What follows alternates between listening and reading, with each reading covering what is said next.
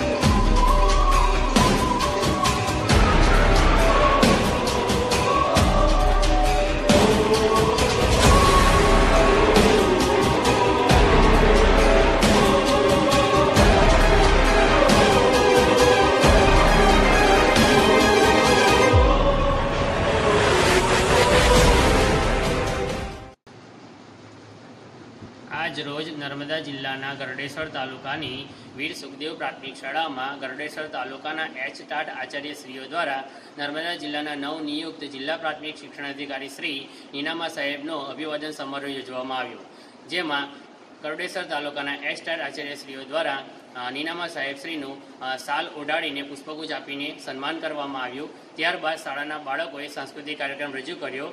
आ कार्यक्रम उपस्थित मेहमानश्रीओए मार्गदर्शन पूरुं पाड्युं। તેમજ આ કાર્યક્રમના અંતે જિલ્લા પ્રાથમિક શિક્ષણાધિકારી દ્વારા H टाट આચાર્યશ્રીઓ સાથે અલગ મિટિંગનું આયોજન કરી એમને માર્ગદર્શન પૂરું પાડ્યું। પ્રાથમિક શાળા વીર સુખદેવ, કેવડિયા કોલોની।